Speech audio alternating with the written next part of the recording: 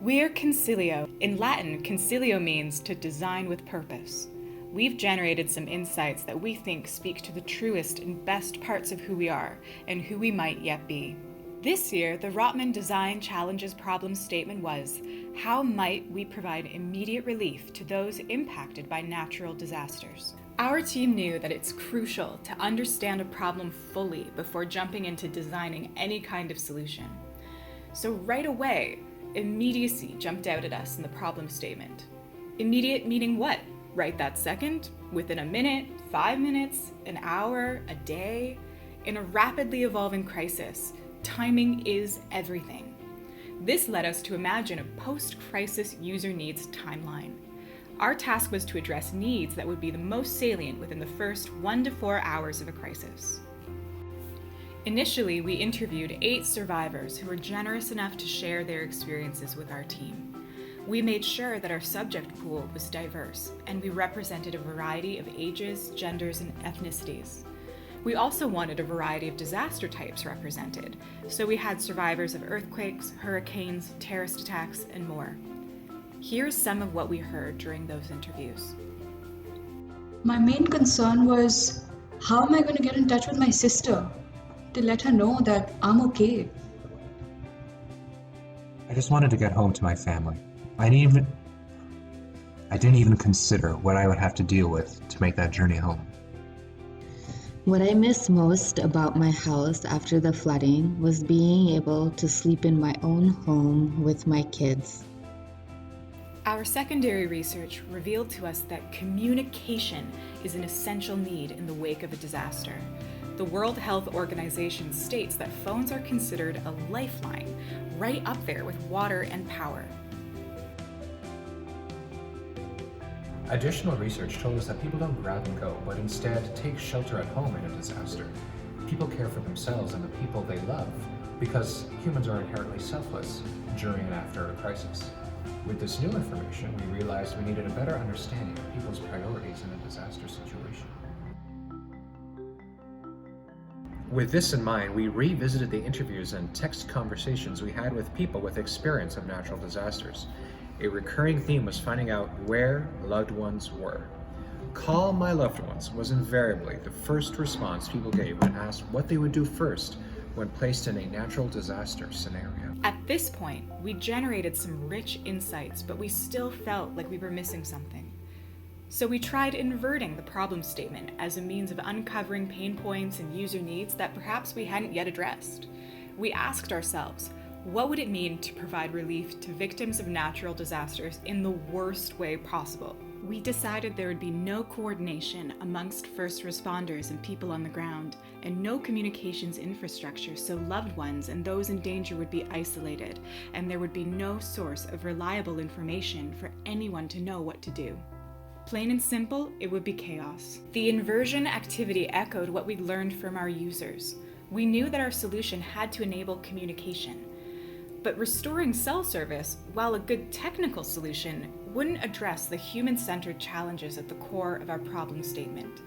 To help us find that human element, we turned to sociological research on disaster aid and relief. We learned that after disasters, most people are altruistic. They care for themselves and for their communities, not just their loved ones, but neighbors and strangers too. The image of the disaster-induced, selfish, panicky, regressively savage human actually has little truth to it. This was our huge insights breakthrough.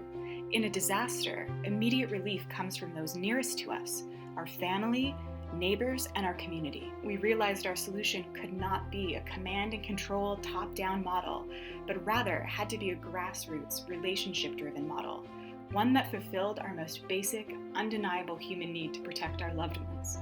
So we reframed the problem. How might we equip disaster victims with the reliable, safe, and effective means to contact their loved ones, and maybe big picture, foster more resilient relationships in their communities? Let's start with the solution process. The initial telco-based solution we thought of was based on giant balloons deployed 18 to 20 kilometers up in the sky, fitted with cell phone tower to provide internet connectivity. However, after further user studies, we concluded that these balloons would not be feasible since these might take 2 to 3 hours for full deployment. Then we researched on personalized cell towers. These could be relied on providing reliable connectivity during disasters.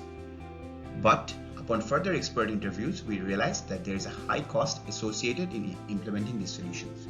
Each of these towers will be costing around $250 for purchasing. We also explored whether affected individuals could turn on a special satellite mode during disaster. This solution would enable users to contact their loved ones using satellite connectivity. However, there are limitations in terms of capability of satellites being able to scale up to serve a large population. Which brings us to our final solution, Lifeline. Lifeline integrates the idea of a calling tree into the technology of emergency phone services. Both our primary and secondary research shows the importance of communications right after the disaster. Therefore, this emergency service would enable individuals to do two things. Number one, notify their friends and family about their safety. And number two, identify the location of their neighbors. To enable this solution, we plan to work with the government and the telcos to introduce a mandatory declaration of up to 5 emergency contacts who would be notified in times of natural disaster. Alongside this, there would be a voluntary sign-up where individuals could declare their special powers, such as having a first aider training or having an extra diesel generator. Now, how does this all work? If disaster strikes, a centralized emergency system would send a SMS notification to the affected individual asking them about their status. If the individual selects yes, a SMS notification would be sent to the FNF updating them on the safety status and the location of the individual. Another SMS would be sent to the individual highlighting the tentative location of their neighbors along their safety status. If the individual selects no, a follow-up SMS would ask if the person is with someone. If yes, the FNF would be notified on the safety status and the individual would again be sent the neighbor's location. If no, then the neighbor would get your location so that he or she can reach out to you. In the worst case scenario of the individual being unresponsive, the cell phone would continue to sound an alarm just like our current Amber Alert system at an interval of 10 seconds. This would continue to happen until help arrives and your location would be sent to your neighbor as well so that your neighbor can locate you. This would further help the first responders to locate them later. Do note that this entire solution relies on very low fidelity SMS and does not require any internet connectivity. We believe Lifeline Solutions meets the needs of multiple stakeholders. As of March 2020, 45% of the Earth's 3.5 billion people owned a smartphone, and in developed nations, that number is closer to 85%.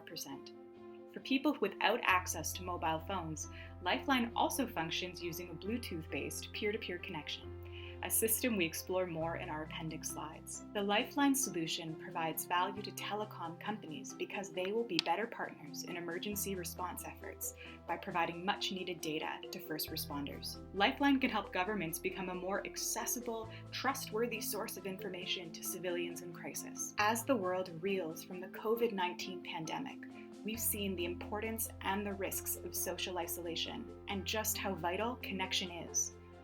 Supporting Lifeline would be a timely way to respond to civilians suffering in this moment and would show a commitment to disaster preparedness, an issue that's more on people's radars than it ever has been before. Lifeline's solution addresses two critical human needs when disaster strikes. It provides a reliable method to communicate one's safety to loved ones and assists our instinctive altruistic nature. Communicating to loved ones helps those experiencing natural disasters to free their minds to help those around them. The amount of relief can then grow faster and sooner because it comes from the community rather than from some outside source hampered by infrastructure collapse. Humans know what to do in a disaster. Our solution simply equips us with the information and connection to our loved ones so we can make smarter choices to weather the storm together. And honestly, you really want to know the best way to survive a natural disaster, something easy and quick and research proven that would make a big difference? Throw a block party or host a barbecue with your neighbors. Well, not today, obviously. For now, social media will have to do. Maybe a Zoom potluck? I don't know. After all, good design is all about constraints. We are Team Consilio. Be kind, be careful, and take care of yourselves and each other. We are each other's best lifeline.